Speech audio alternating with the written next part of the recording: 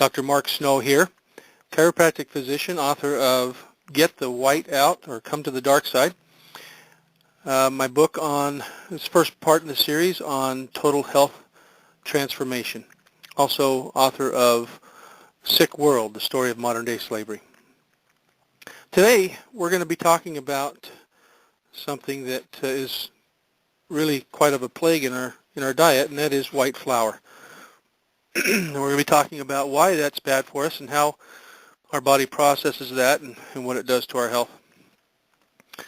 Now, I'm sure you're all aware that the white flour is made from wheat. But, I've looked around and I've never seen white wheat. So obviously it's not natural. It's not the way it's supposed to be. So let's look at what the constituents of wheat are. There's three parts to wheat, and the wheat kernel is called a wheat berry. And there's three parts to that wheat berry, and the one part is the bran, or the outer shell, the husk. It's called bran. Now you've all heard of wheat bran. This is something that's sold both as animal feed. It's also sold as a supplement to increase fiber. And then there's also that part of the wheat berry, which is the germ, which actually is what germinates and grows other plants, other wheat plants. And you've all heard of wheat germ. And this is something that's also sold through health food stores as a supplement for B vitamins. It's high in B vitamin content. And then you've also heard, I don't know if you've heard of it, but there's the endosperm, which is the largest part of the wheat berry. Now, the endosperm itself is what makes up the white flour. So as that wheat berry goes through the processing, when it's first delivered to the processing of the mill, it's stored. And it's stored in large silos, and it's treated with pesticide and also with a fungicide. So that's part of what we eat when we eat this processed white flour. When it goes through the milling process, it's cracked and separated from the bran, the germ, and the endosperm. They're all three separated through quite a long process of cracking and sifting and separating and cracking and sifting and separating, and it goes on and on through these big rollers as it goes through that process. Eventually, it's broken down to where they have those three separate constituents. The bran and the germ are shipped off and sold to health food stores and nutritional supplement companies and animal feed stores. And the endosperm then, which has now become this white flour, is further treated. Once it's this white powder, it's then treated with chlorine gas.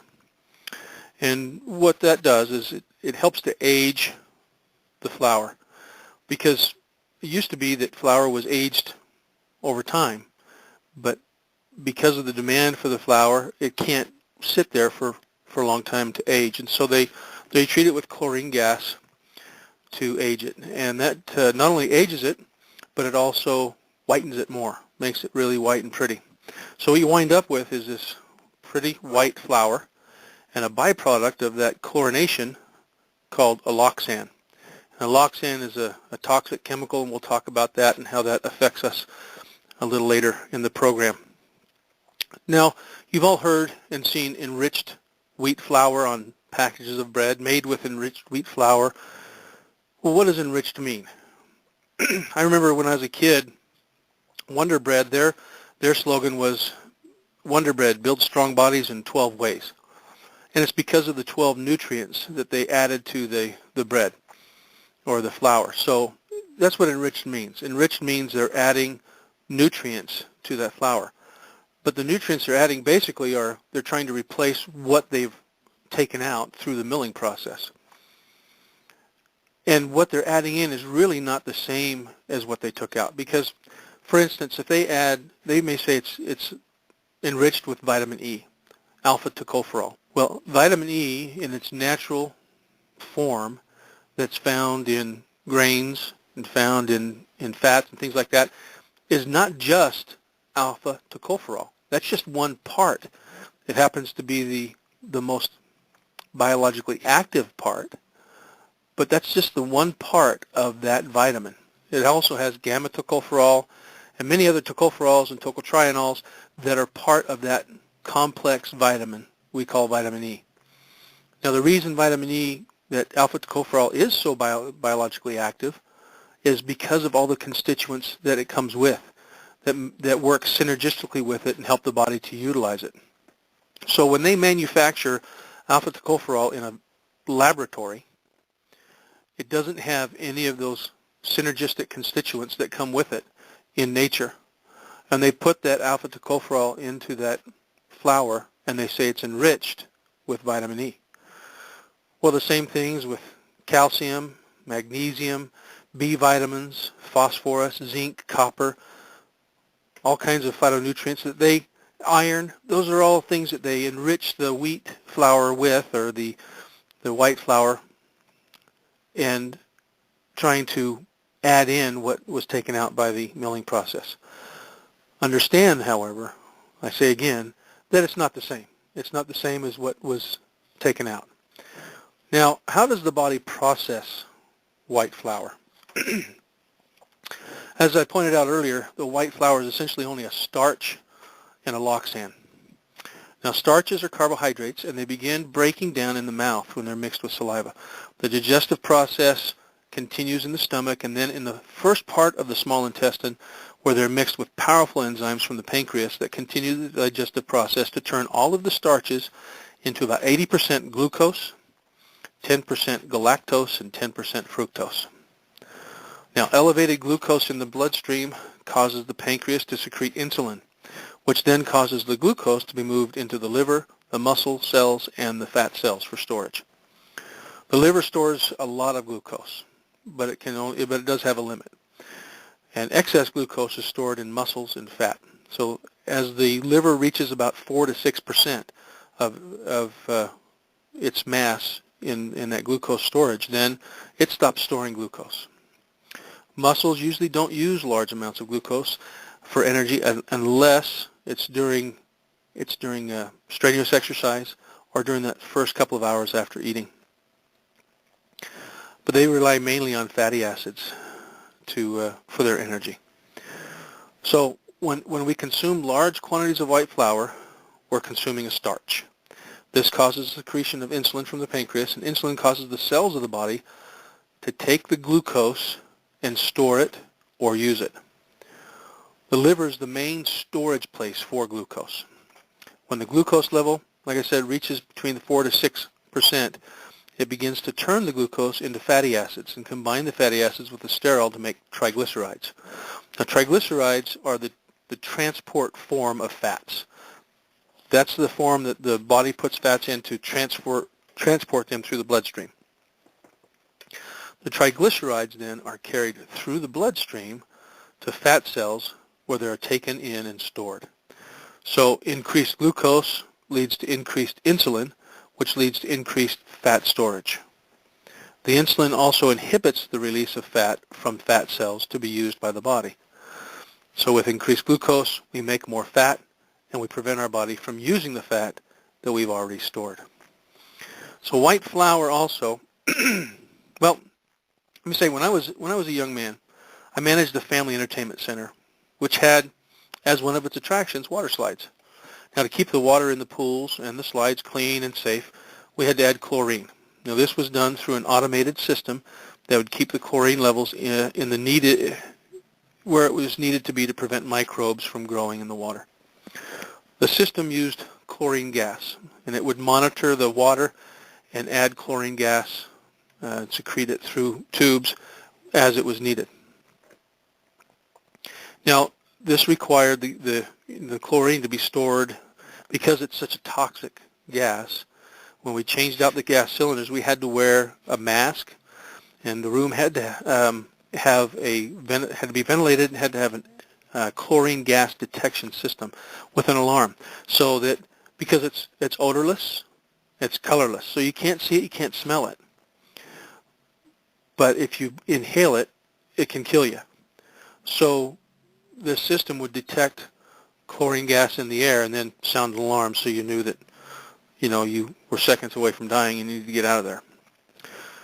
So the same product is used to bleach flour to make it white. Now, the bleaching process of the white flour leads to the formation of a byproduct called alloxan. Alloxan is a toxin that attacks the beta cells in the area of the pancreas known as the islets of Langerhans. Now, this is where insulin is secreted from. So when we consume sugars and starches and things like that, and it triggers that secretion of insulin, it comes from those beta cells. Now, these cells are what are attacked by this alloxan. So the alloxan in the white flour product then kills those cells, and therefore we're left with less insulin-producing cells and are less able to absorb the glucose from the bloodstream, leading to high levels of glucose in the blood, which is the very definition of diabetes. So having a diet that's high in processed white flours is one way to lead to excess body fat and diabetes and all of the ramifications, all of the congruent or side effect or other side effects that are associated with diabetes. So part one of the total health transformation system is to get that white flour out of the diet. This is not something that's easy, and the process, the transformation system is a process. It doesn't happen overnight. It's not a quick fix. We're bombarded in our society with lose 5 pounds in 5 days or lose 12 pounds in 2 weeks. Whatever it is, there's all kinds of fads, all kinds of diets out there. This system is not a diet. It's not focused on weight loss. It's focused on creating health, restoring health. And we have health when our bodies have what they need to function properly. So the first thing we need to do then is get the white out. And we start with, there's a lot of whites in our diet. There's white sugar, there's milk, there's white flour, a lot of whites in our diet. And we'll talk about all of these and what they do to our bodies. But the system is focused on getting those out of our diet and replacing them with healthy alternatives. Whenever you remove something, you got to replace it with something. You can't just leave a void. And our society's so hooked on this white flour. It's pervasive. It's everywhere. And it's difficult for that first part to remove that completely out of the diet. And if you don't replace it with something, it makes it even more difficult. So you have to have healthy alternatives. You have to have that lined up and in place before you try to remove the white flour from the diet. Otherwise, it's not going to work. And you'll just have to keep starting over and over again. So next week, we'll continue this series talking about getting the white out. Today we talked about white flour and its effect on our health and what we need to do to get it out of our diet. Hopefully we'll have a guest with us next time, Dr. Jay Shetland, who's a colleague of mine and an author, and we'll hopefully have him on the show with us next time. Again, this is Dr. Mark Snow with the Head, Neck, and Back Pain Relief Center of West Valley City, Utah, chiropractic physician and author and lecturer.